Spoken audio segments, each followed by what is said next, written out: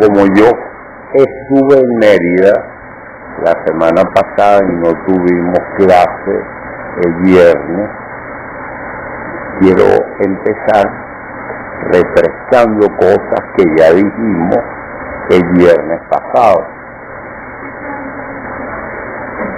De todas maneras, me adelanto a recordarles que es la primera semana del mes y los que no me han cancelado hoy, me cancelan entonces el próximo viernes.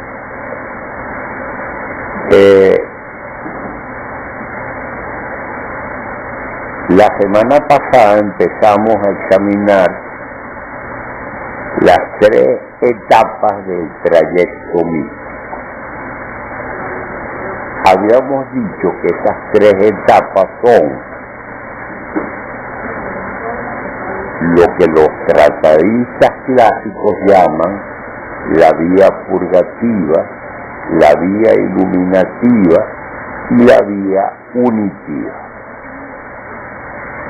Y nos dedicamos a examinar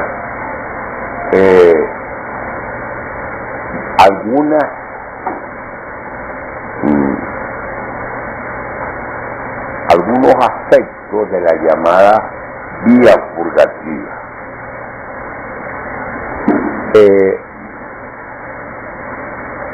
Esperen un minuto.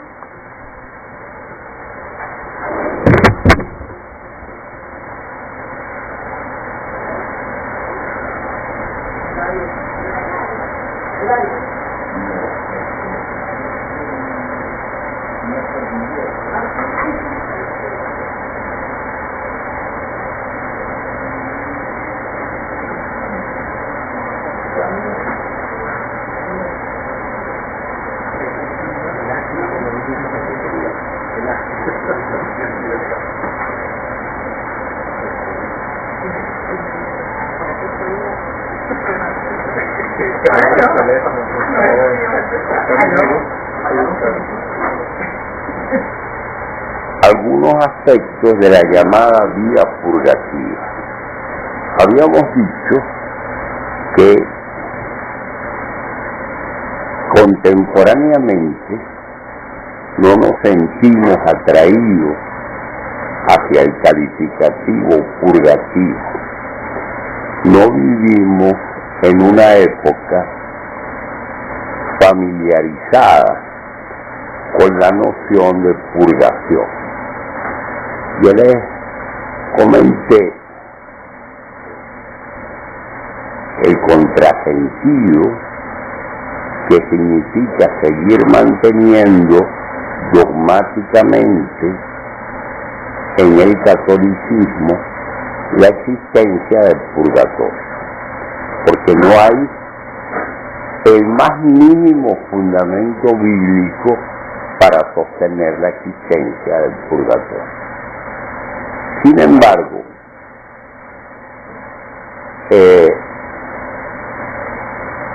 nos ceñimos todavía al calificativo purgativo por fidelidad a una tradición secular que utilizó ese término, hasta que no aparezca una nueva palabra en el horizonte para calificar esa primera etapa del trayecto místico, seguiremos hablando de vía purgativa.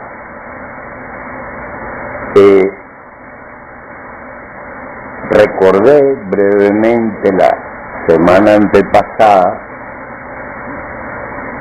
que hay imágenes simbólicas en el arte occidental que aluden a la purgación y al purgatorio y a la vía purgativa.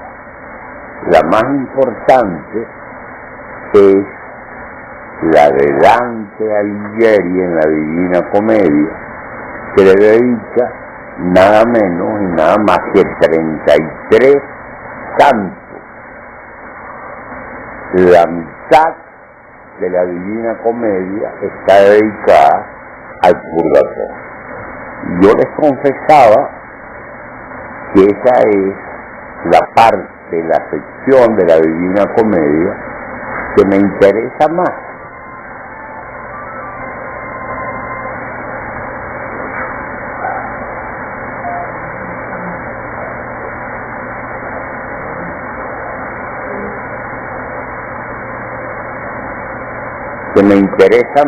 Porque este claroscuro del infierno dantesco se parece mucho al claroscuro de la condición humana, tal como ella persiste y vive en la tierra. Entonces,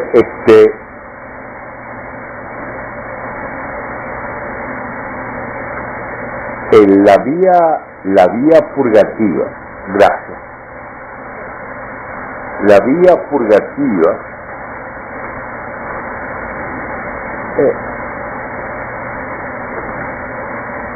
es una etapa indispensable en el trayecto místico. Y vamos a tratar en esta clase de dilucidar por qué. A medida que vayamos desarrollando el tema se darán cuenta de lo indispensable que es atravesar esta etapa para llegar a la experiencia misma.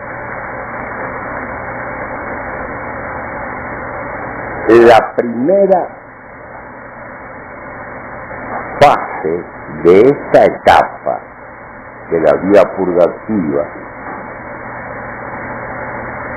yo les dije la semana pasada que era la atención.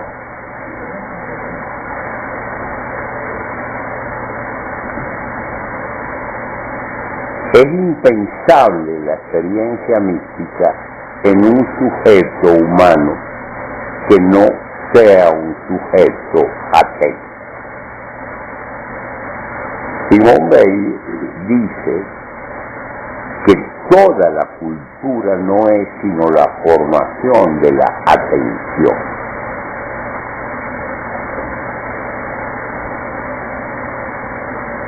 La tradición budista y la tradición cristiana coinciden en calificar a la atención como el arranque mismo de la vida del espíritu.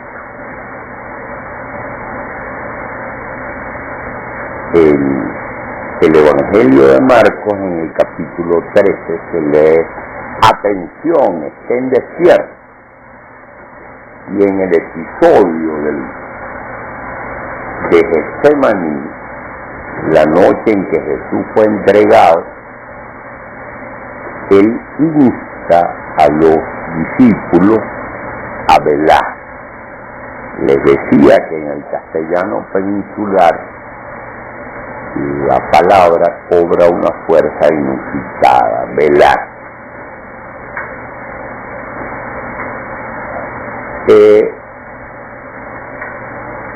En la tradición budista, Buda, en sánscrito la palabra significa el despierto. Y toda la práctica budista está destinada a hacer del individuo un sujeto atento. Hay una vieja parábola zen en la que se cuenta que un peregrino llegó al monasterio y le preguntó al abad zen del monasterio: ¿qué tengo que hacer para llegar a la budeidad? Y el Abad le contestó: atención. El peregrino le dijo enseguida al abad: a mí me parece que eso es un programa muy etéreo y muy evanescente. Dime algo más concreto. El abad le dijo: lo más concreto que puedo decirte es repetirte la palabra: atención. El peregrino, desesperado, le dijo al abad: no soporto más generalizaciones, por favor, instrúyeme de verdad cuál es la senda para llegar a la budeidad. Y el peregrino le respondió: atención, atención, atención. Repitió la palabra 3 veces. Rafael Cadena, recordando sin duda esa parábola budista, explica en un poema de memorial: palabras no quiero, solo atención, atención, atención.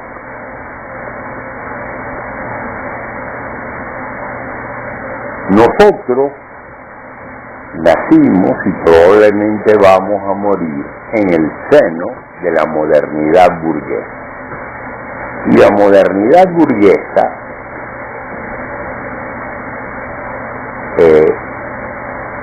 conspira, complota de manera flagrante contra la atención. En primer lugar, la modernidad burguesa ha instaurado el predominio del valor de cambio sobre el valor de uso. Por lo tanto, ha hecho que los objetos pierdan entidad, peso específico y consistencia para convertirse en meras mercancías intercambiables. De esa manera, la realidad concreta del mundo se vuelve abstracta, porque nada es más abstracto que el dinero.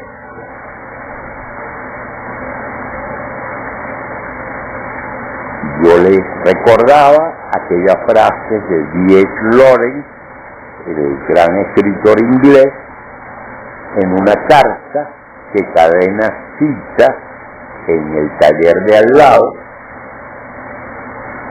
en la que Lawrence dice: nosotros no hemos sido capaces, no somos capaces en nuestros días de tocar de verdad una manzana, porque la manzana se nos ha convertido en la idea de la manzana.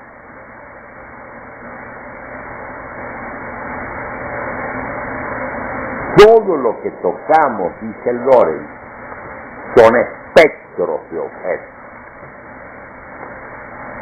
Ese es el poder omnímodo del dinero como principio abstraccionista de lo real. Pero hay otro problema, y es que la modernidad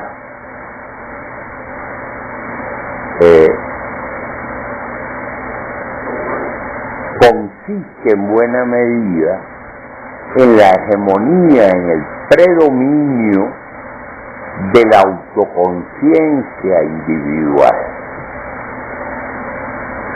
En torno a la autoconciencia individual gira toda la vida social en la modernidad burguesa.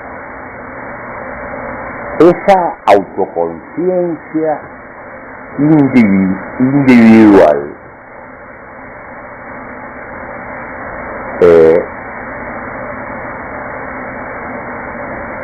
es una característica de nuestro tiempo. Y yo les decía, ni Edipo, ni Antígona, ni Orestes fueron personajes autoconscientes en la medida en que lo es Hamlet. Hamlet es, con el Quijote, con el Fausto,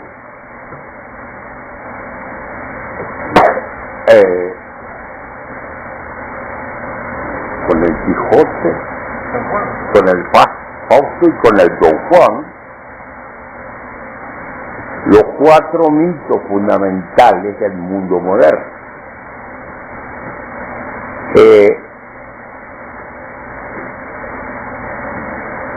Hamlet es la autoconciencia misma, es decir, la autoconciencia radicalmente hipercrítica, volcada sobre sí misma,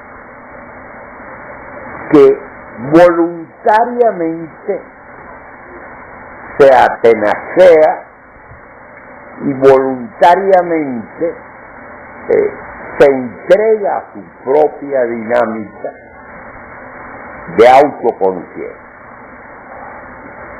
a tal punto que esa autoconciencia se divorcia de la acción.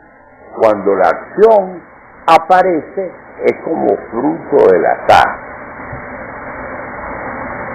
Es una conciencia que no está orgánicamente vinculada al mundo real, concreto y tangible. La tradición religiosa milenaria, en el hinduismo, en el taoísmo, en el budismo, en el jainismo, en la práctica del primer monasticismo cristiano, toda esa tradición milenaria nos advierte contra los peligros del exceso de autoconciencia, porque la autoconciencia llevada a ese nivel delirante que propicia la modernidad burguesa posibilita que entre la conciencia y el mundo haya un hiato, haya una separación. Por eso, la meditación como práctica es un ejercicio que busca conectar al sujeto con el entorno que lo rodea,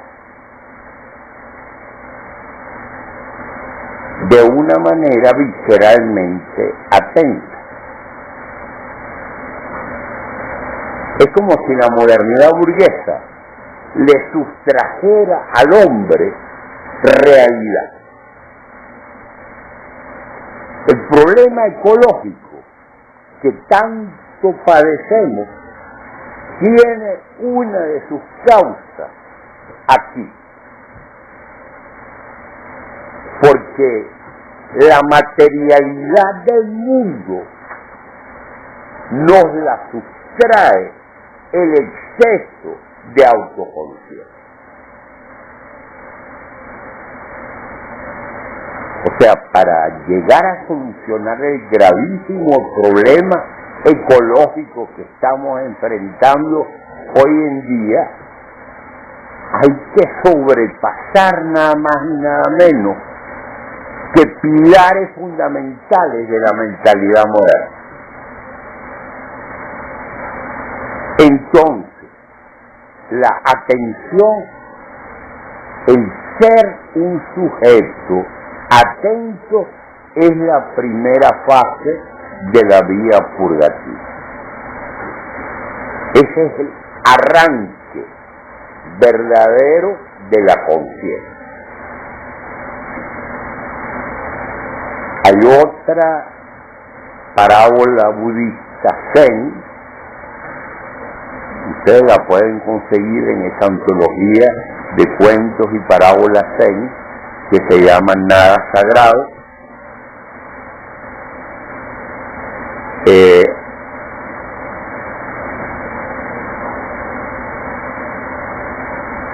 Un monje que ya tenía 10 años en el monasterio fue a visitar a otro monje que vivía en un monasterio cercano, y cuando llegó a la puerta del cuarto del monje al que iba a visitar,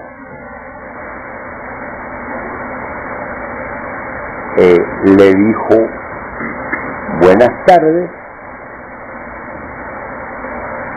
¿me puedo sentar contigo? Y el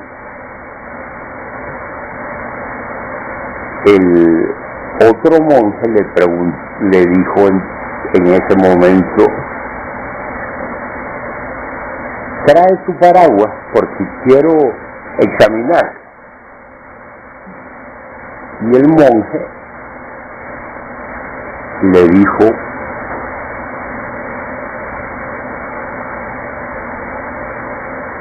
ya no recuerdo si traje el paraguas o no. Y el monje le dijo: has perdido los 10 años. Vuelve a empezar desde cero, porque no conoces el ABC.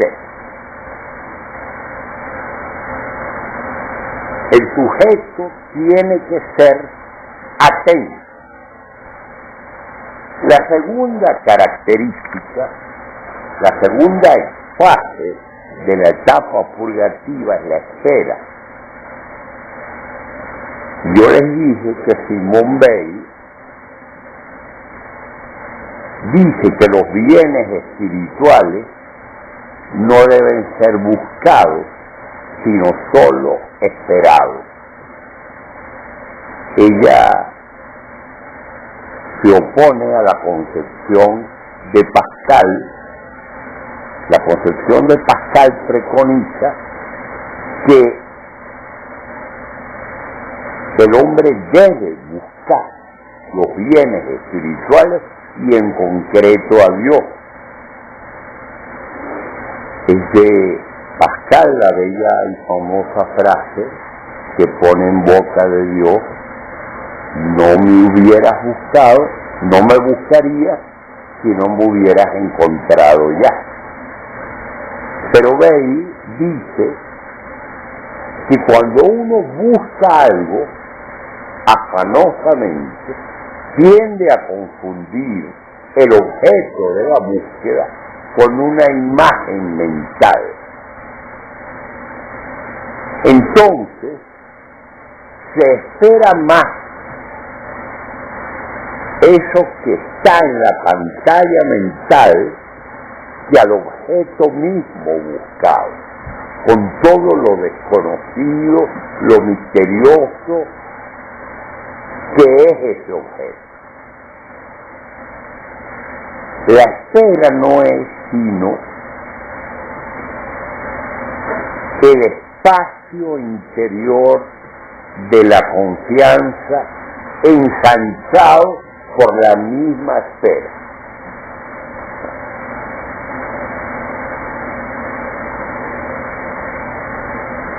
Yo les decía también que Weil personifica la espera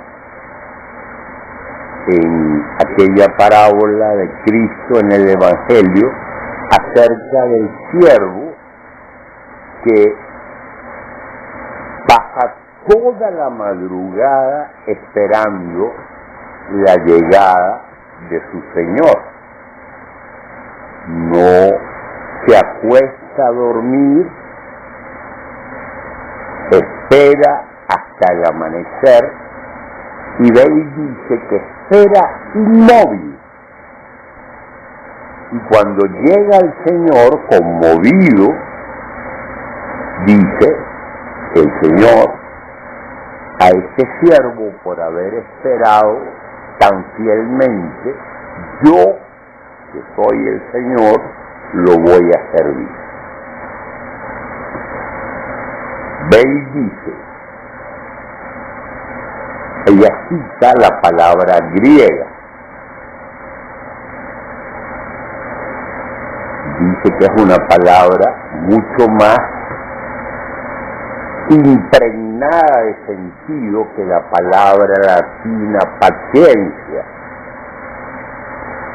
Es una palabra mucho más pregnante, la palabra griega que usa el evangelista para calificar la actitud del siervo. Ve y dice, el siervo debe esperar y esperar. Es matemáticamente imposible, dice ella, que el bien que aguarda la espera no llegue a colmar al que espera. Es matemáticamente imposible.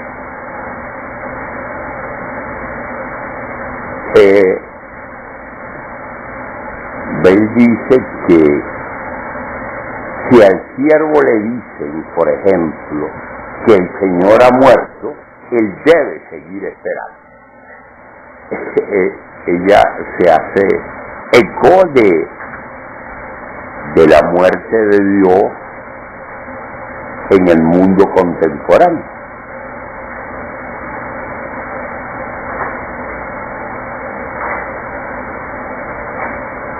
O sea, todo conspira para que el siervo no espere. Pero si el siervo se determina a esperar activamente, es matemáticamente imposible que la espera no logre su cometido.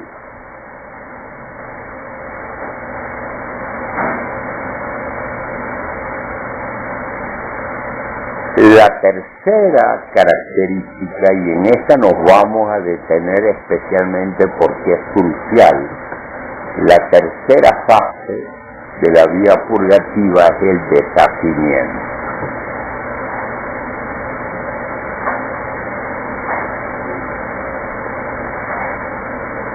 Empezamos solo a desglosar la semana pasada este asunto del deshacimiento. Para llegar a la experiencia mística hay que ser un sujeto deshacido. En primer lugar, es impensable, y esto tiene que ver radicalmente con el deshacimiento, es impensable la experiencia mística en un sujeto que no conozca ni experimente el silencio y cierto margen de soledad. Nietzsche decía, al hombre se lo mide por su capacidad de soledad y de silencio. El hombre y la mujer que no conocen el silencio y cierto margen indispensable de soledad no están capacitados para la experiencia mística.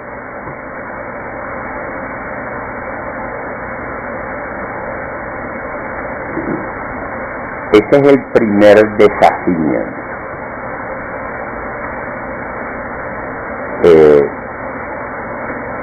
Vivimos en una época masificada, contaminada visual y fónicamente, llena de estímulos sensoriales que nos bombardean.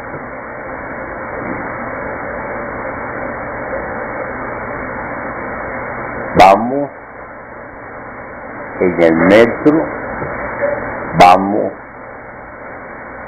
en un microbús, vamos en la calle, estamos en nuestras casas y todo conspira contra el silencio y el margen de soledad indispensable.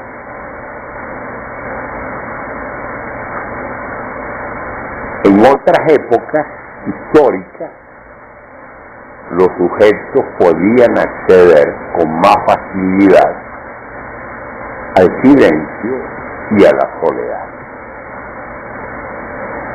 Me refiero a la soledad interior, pero sin una buena medida de soledad también exterior,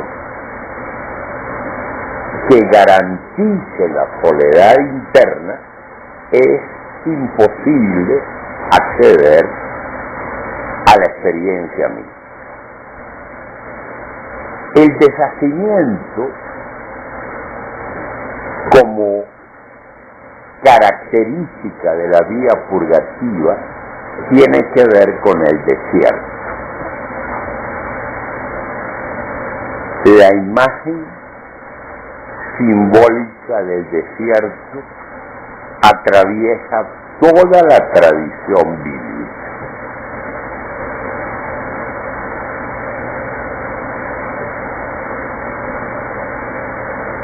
Dice el libro de Oseas: voy a seducirla y a enamorarla, la llevaré al desierto y le hablaré al corazón.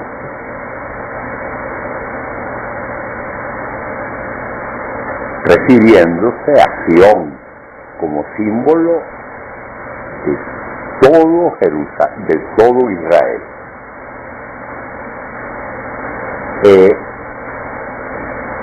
El desierto es el símbolo del espacio donde el sujeto se deslastra de todo lo que en él es superfluo, de todo lo que en él es fardo, para quedarse desnudo. Ustedes recuerdan, yo se las he mencionado varias veces en el taller, la película Teorema de Pasolini.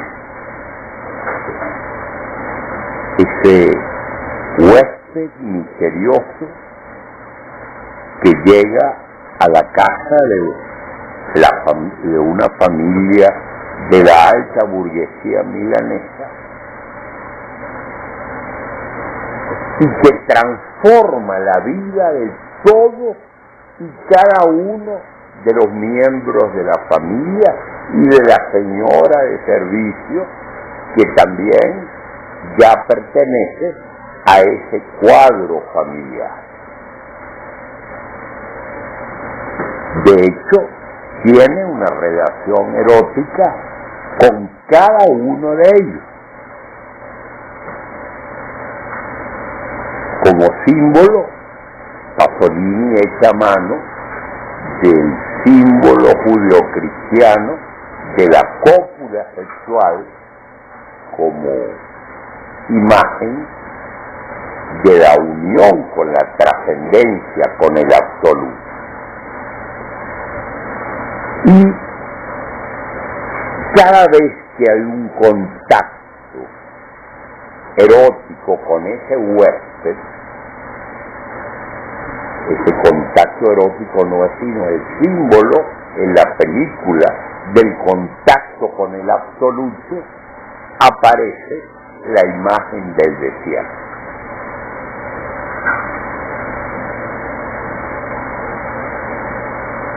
Al final de la película,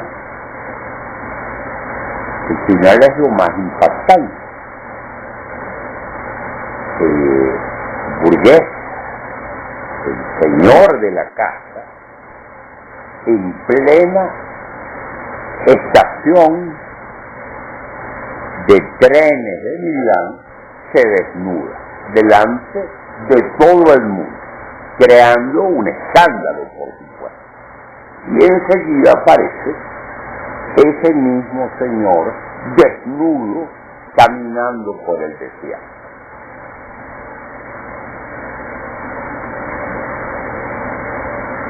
Al desierto se accede para deslastrarse de todo aquello que atenta y conspira contra la experiencia interior. El desierto tiene que ver con la noche oscura del alma de San Juan de la Cruz.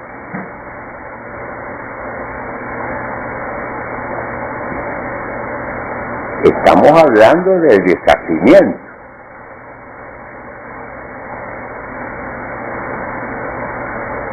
Yo creo que la noción de noche oscura en San Juan de la Cruz está muy contaminada por el dualismo alma-cuerpo y por categorías que no son judías ni cristianas. Son más bien categorías emanadas de la antropología helena que nos viene de los órsicos, de los pitagóricos, de Platón, de los neoplatónicos. Esta visión de San Juan de la Cruz de la noche oscura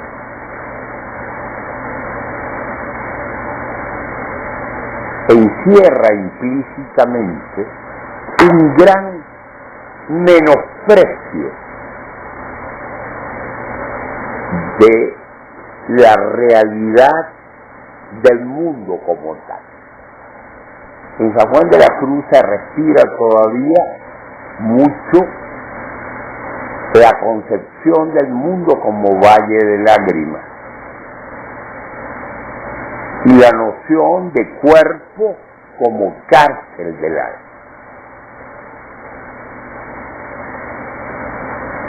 Con dos versos de San Juan de la Cruz: mi alma está desasida de toda cosa criada. Ya no atendemos a esa línea de pensamiento. No existe un contacto directo con el absoluto que no esté mediado por la realidad intramundana. Pero qué duda cabe que la noche oscura del sentido y del espíritu de San Juan de la Cruz tiene importancia en el trayecto mismo.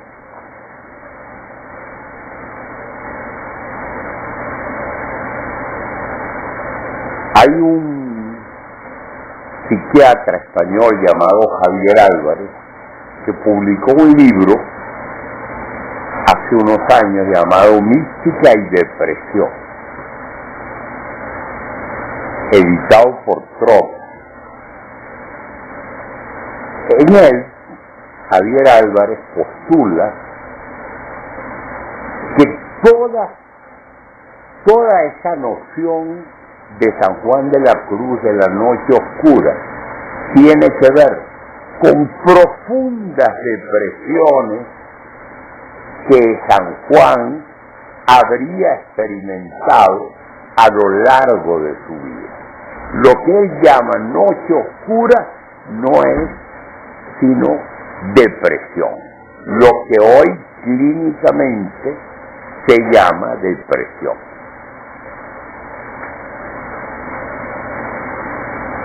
Y hace un recorrido por la historia de la mística occidental,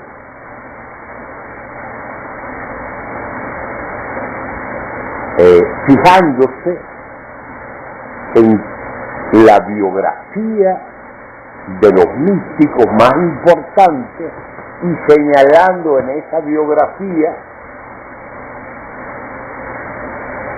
los momentos de depresión inescapables en esos místicos.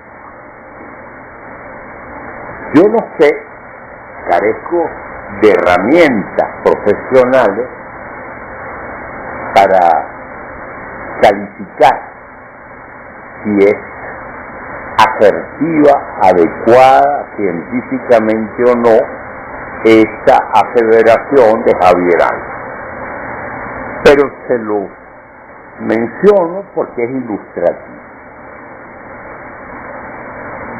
San Juan de la Cruz habla de que en el trayecto místico el sujeto debe experimentar la noche oscura del sentido y la noche oscura del espíritu. La noche oscura del sentido implica una remodelación sustantiva de todo lo que el sujeto sensitiviza y siente.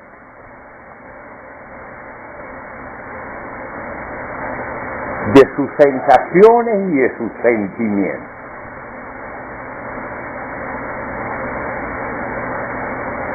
Es una purgación, dice él, absolutamente necesaria,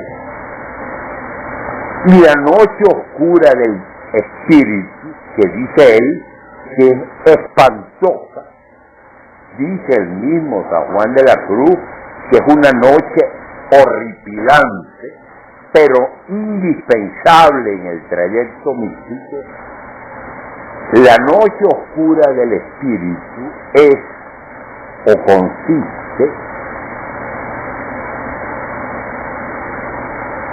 en reformular totalmente la imagen que se tiene de Dios, tal como estamos familiarizados con ella desde la infancia.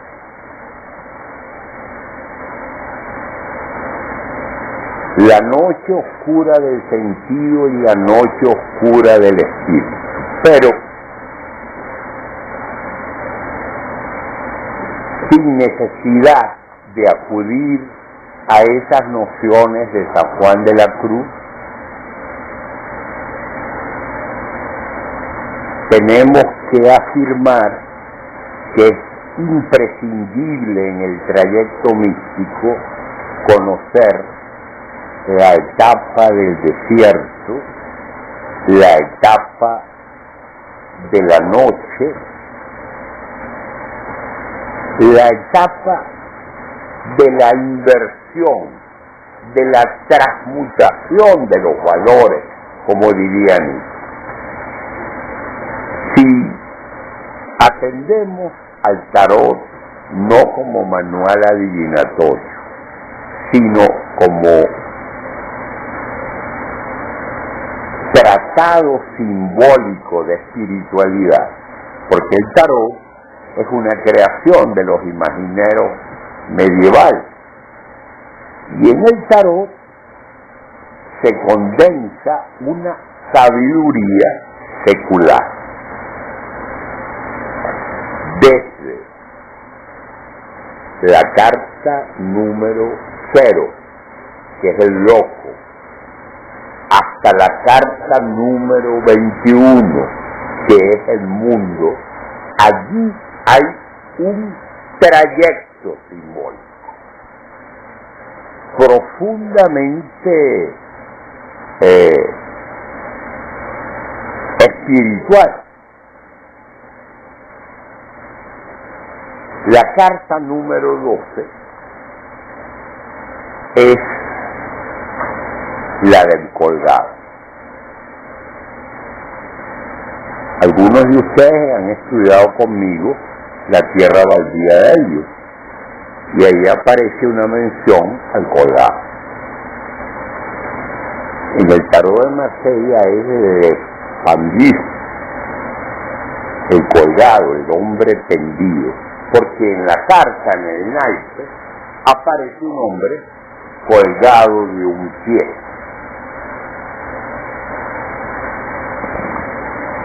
Ese es el símbolo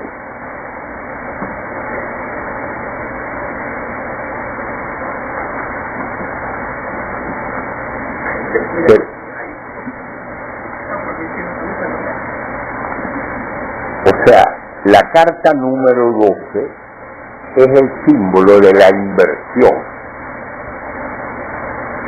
Es decir, el sujeto para experimentar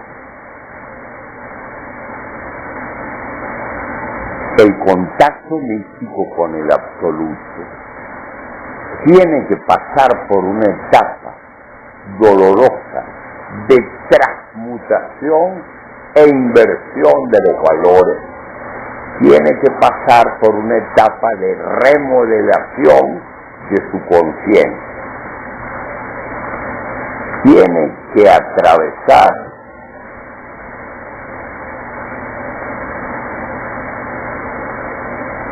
el desierto.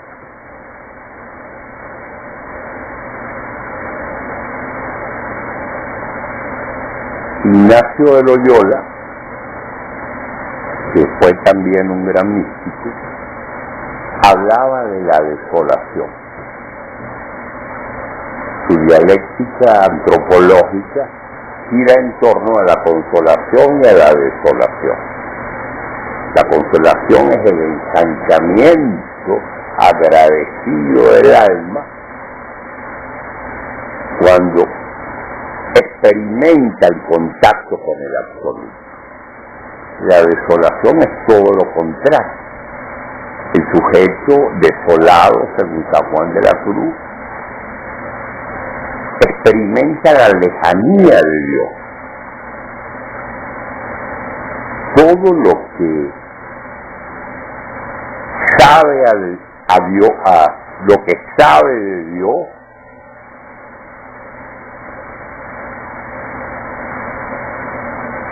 lo experimenta con sabor a ceniza. Entonces,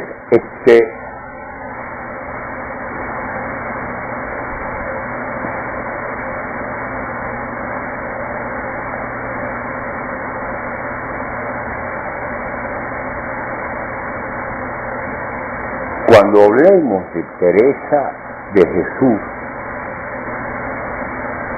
volveremos a hablar de esto, pero hoy quiero indicárselo brevemente porque tiene que ver con el deshacimiento, con la vía purgativa y con la fase que estamos viendo de esa vida.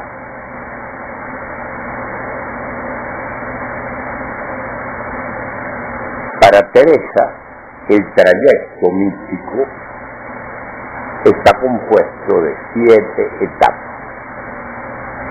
A cada una de esas etapas, ella las llama moradas, que van de lo más exterior del sujeto a lo más interior del sujeto.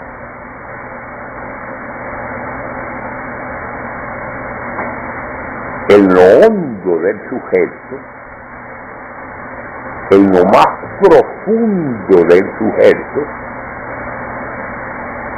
está nada más y nada menos que Dios aguardando.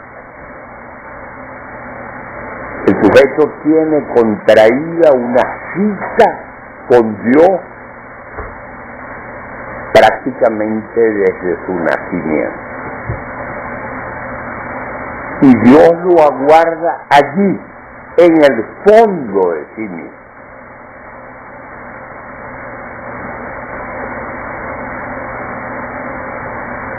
El sujeto pasa por la primera morada, el sujeto pasa por la segunda morada y llega a la tercera morada. Ya hablaremos de las características de las moradas cuando nos toque hablar de Teresa. Pero, ¿qué pasa en la tercera morada? Hay una crisis. El sujeto experimenta una crisis. ¿En qué consiste la crisis? Ya en la tercera morada el sujeto empieza a ser un hombre o una mujer centrado y hasta cierto punto religiosamente maduro. Y sin embargo, en la tercera morada el hombre siente una enorme sequedad en la oración. Experimenta una aridez radical.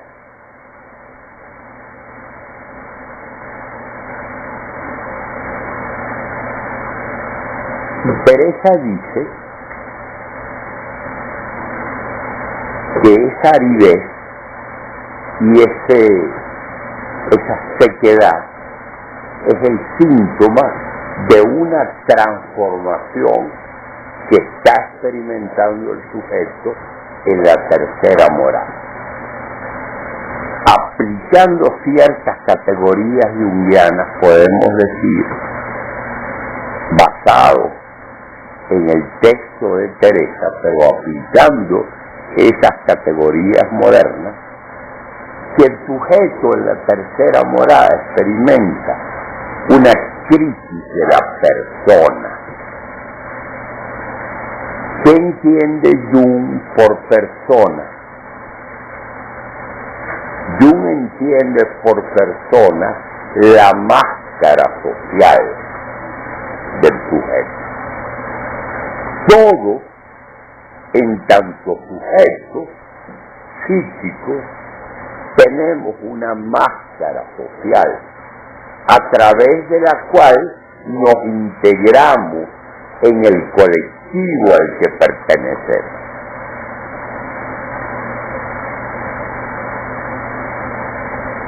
Esa máscara social empieza a resquebrajarse en la tercera morada y el hombre se queda perplejo, se queda desconcertado. Hay un cuento de Tolstoy, La muerte de Iván Ilich, que ilustra bien esta crisis de la persona. Iván Ilich es un funcionario muy exitoso del gobierno central zarista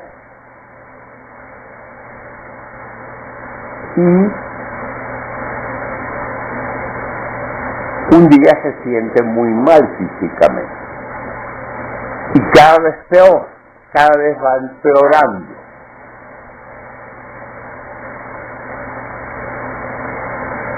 Es un hombre muy preocupado por el qué dirán, por escalar socialmente posiciones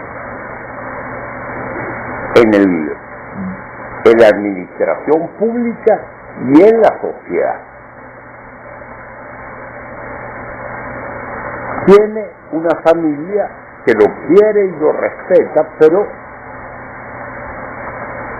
tampoco es que la familia y la esposa le produzcan grandes emociones afectivas.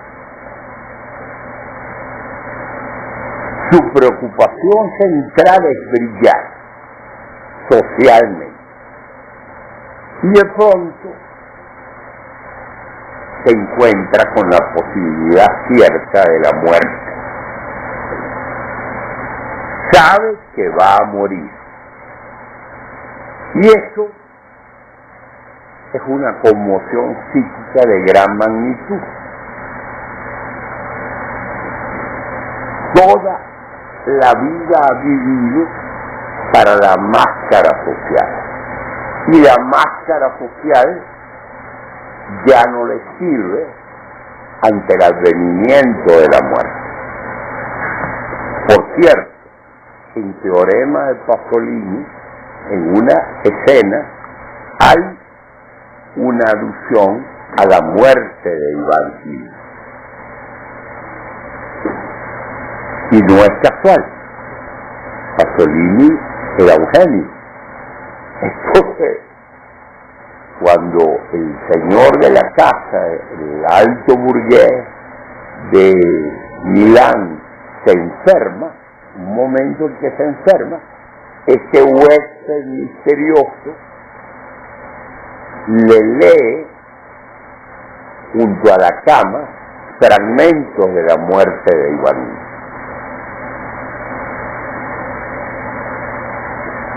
Porque es muy común entre los ricos y pudientes vivir para la máscara social. Hay un verso de un bellísimo poema de Rapaul que Alberto Márquez y yo no sabíamos de memoria, llamado La Buhardilla.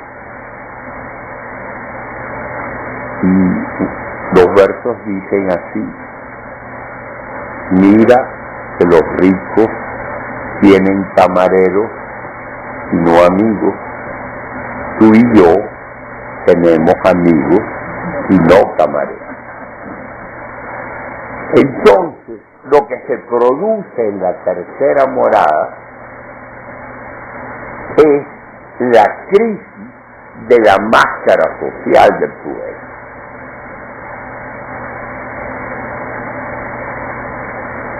El sujeto tiene que aprender a deslastrarse de su máscara social.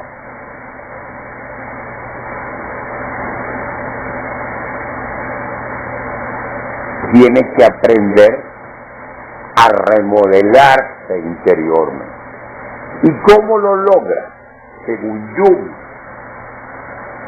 y eso está implícito en Santa Teresa, poniéndose en contacto con la sombra, que es otra categoría junguiana. La sombra es todo lo que no aceptamos de nosotros mismos. Nuestro inframundo particular es la sombra. Todo lo que nos avergüenza y culpabiliza individualmente está encerrado en la sombra. Todo lo que no queremos que los demás sepan de nosotros mismos está en la sombra.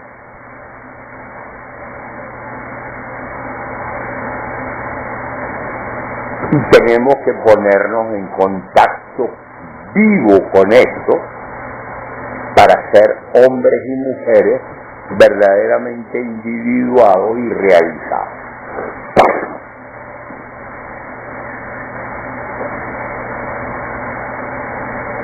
El trayecto místico en su etapa purgativa implica ponerse en contacto con la sombra, y para eso yo quiero traer a colación, cuando uno visita las iglesias y catedrales más famosas en Europa, uno se da cuenta que en las paredes y en las torres están unos seres monstruosos, las gárgolas. Alejandro, tú me hablabas de las esculturas de Javier como esculturas del inframundo. Sí, ¿verdad, Rob? Las gárgolas son una especie de sapo, de rana, de lagarto, con rostros humanos. ¿Por qué están allí en un edificio sagrado? imagineros, arquitectos y constructores de la Edad Media eran lo suficientemente sabios para colocar esas imágenes grotescas, esas imágenes de lo grotesco. ¿Y qué querían con ello? Advertirnos que en el ascenso hacia el contacto con el absoluto hay elementos que se burlan de ese ascenso, elementos en nuestra propia vida que sapiencialmente ironizan con respecto a ese nuestro ascenso. Es decir, las gárgolas nos recuerdan que no somos ángeles, ni lo debemos ser, que somos seres humanos.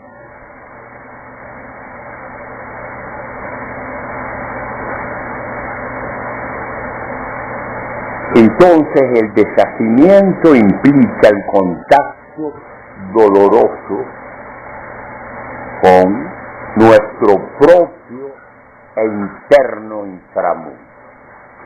Solo así estaremos capacitados para llegar a contactar con la trascendencia. En eso consiste la experiencia mística. Pero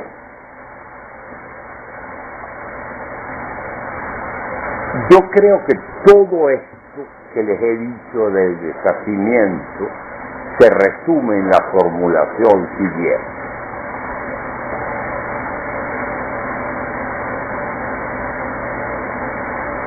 Todos nosotros contamos con un fardo enorme del que tenemos que deslastrar, y es el fardo de la obsesión por la autoafirmación. Estamos obsesionados por autoafirmarnos contra los demás y contra el orden del mundo.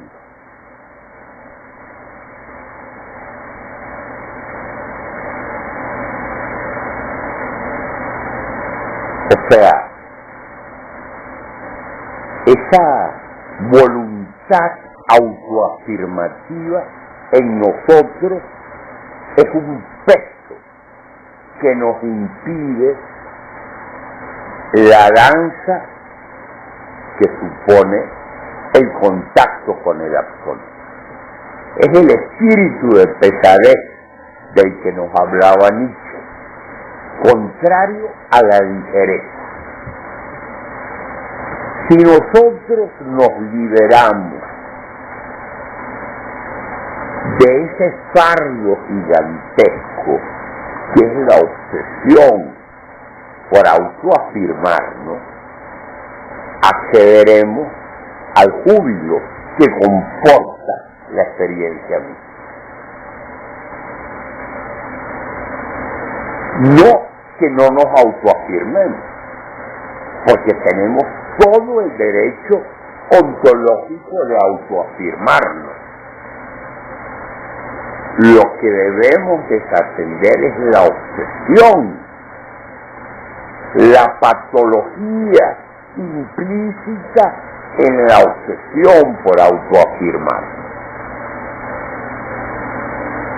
Y en eso consiste, en resumidas cuentas, la vía purgativa, en liberarnos de la obsesión por la autoafirmación. La semana que viene hablaremos de la vía iluminativa, que es la segunda etapa de la experiencia mística.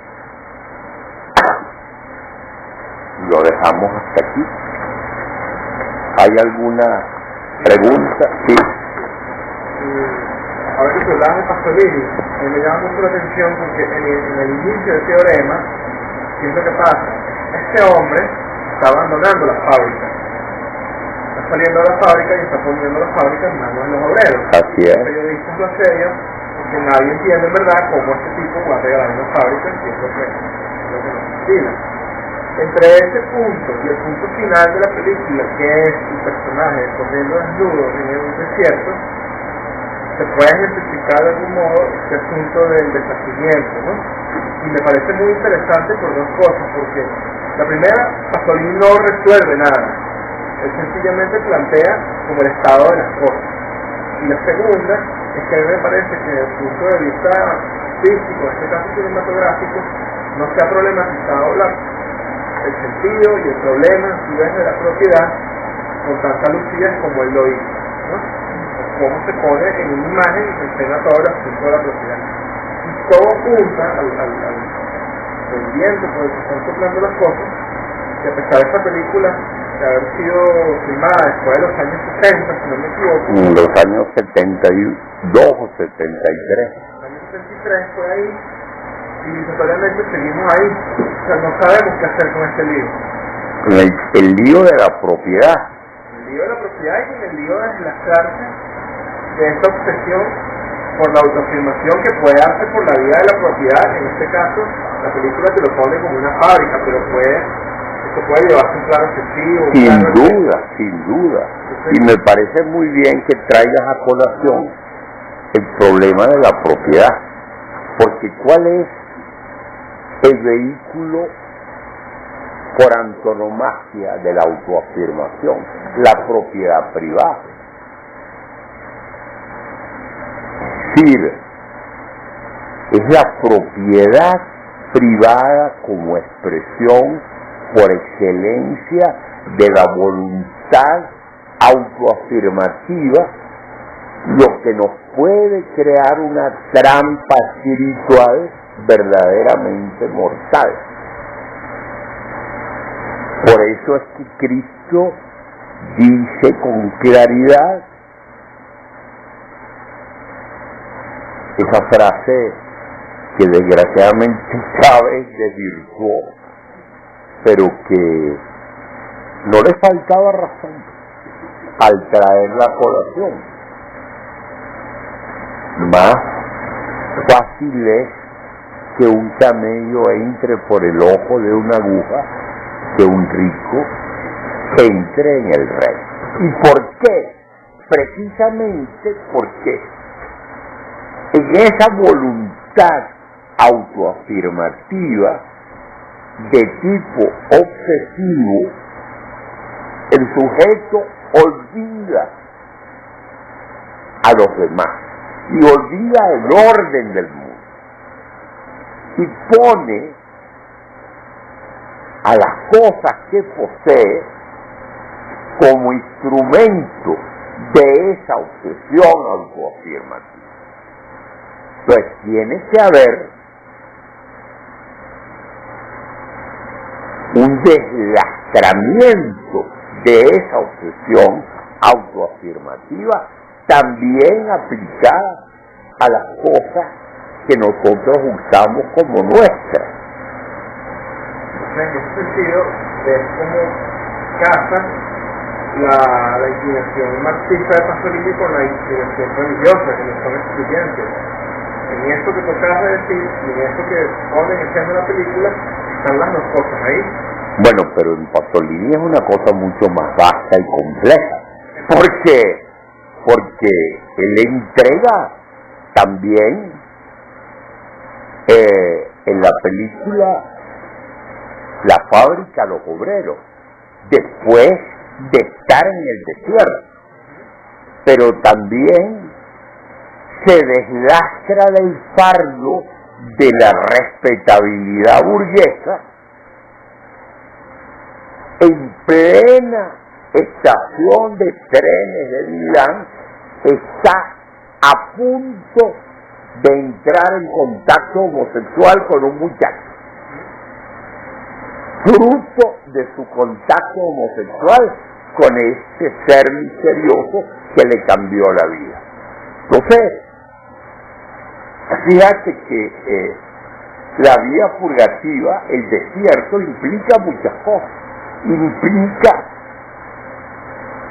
darse, como él entregó la fábrica a los obreros, implica renunciar a su propia respetabilidad burguesa y a la manera como él se entendía a sí mismo. Una película importantísima, yo te la recomiendo radicalmente. Una de las grandes películas religiosas de la historia del cine. Y cada vez que aparece la escena del desierto, se oyen los primeros acordes del Requiem de Mozart, que es una de las grandes piezas religiosas de la historia de la música. Bueno, ¿tú querías decir algo? Sí. La modernidad burguesa, que para mí es muy moderna, porque siguieron ocupando toda la historia, cuando enfatiza la necesidad de la atención, de la autocontemplación. No de la atención, de la autoconciencia. De la autoconciencia. No, pero para fijar una atención egoica hacia uno mismo, no existe malo la atención porque lleve al autoconocimiento. Es porque distrae esa atención sobre uno mismo a través de todos esos distractores que son justamente lo que está buscando el hombre consumista para autoafirmarse, y así te realiza lo que realmente debe ver dentro de ti para poder trascender. No, pero es que una cosa es la autoconciencia y otra cosa es la conciencia de sí. La autoconciencia, tal como uno la ve reflejada en Hamlet, es un exceso de conciencia hipercrítica sobre sí mismo. Es una conciencia absolutamente volcada hacia sí mismo, separada de la realidad del entorno y de los demás. Es esa autoconciencia intoxicante, delirante, la que propicia la modernidad burguesa. Pero eso es muy distinto a la conciencia de sí. Sócrates, que no era precisamente un Hamlet, decía: conócete a ti mismo. Una cosa es conocerse a sí mismo y otra cosa es girar en torno a esa conciencia volcada obsesivamente sobre sí mismo. Y más uno se confunde con la máscara. Por supuesto. Solo tres imágenes que digamos, le ponen también como otro lenguaje lo que acabas de decir, y son imágenes que son, digamos, que le hacen justicia a lo que tú has expresado, pero yo siento que sí. Uno es, digamos, llamar la crisis de la tercera morada también como crisis de la mitad de la vida, o lo que llaman los clásicos la crisis del demonio mediano. Y esa crisis que entre los 40 y los 50. Que no coincide a lo mejor cronológicamente solo con la edad, pero que que supone como un momento de ruptura, de quiebre, es decir, hay un antes y un después. Mi vida es distinta antes y después de esta crisis, ¿no? Que tiene muchos elementos de los que tú has expresado. Lo segundo, digamos, el resumen que tú haces del deshacimiento como la liberación de ese fardo de la autoafirmación, podríamos ponerle también el nombre de liberarnos del ego, como dicen muchas tradiciones orientales, o el mismo Jung y otras corrientes también occidentales. Y lo último que comentaba Gustavo, me hizo, la distinción que tú hacías me hizo recordar a Javier Garrido, el teólogo franciscano español contemporáneo. Entonces Garrido distingue que no es lo mismo conocerse a sí mismo para autocontrolar la vida que conocerse a sí mismo para el deshacimiento.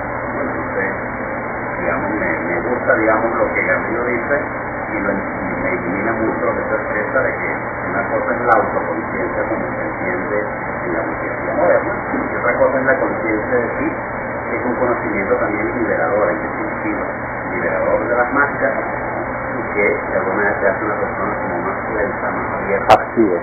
y más permeable. Fíjese, a mí no me gusta la palabra autocontrol. A mí me parece que el autocontrol es fascismo interno. Y así lo usa Garrido. O sea, Garrido A mí, tú llevas las riendas. San Juan de la Cruz habla del abandono. Entre las azucenas olvidadas. Así termina una estrofa con ese endecasílabo de San Juan de la Cruz. El abandono. El deshacimiento quiere propiciar en el sujeto un abandono, muy distinto del autocontrol obsesivo, que es una máscara del fascismo interno. Bueno, lo dejamos hasta aquí. No, gracias a ustedes.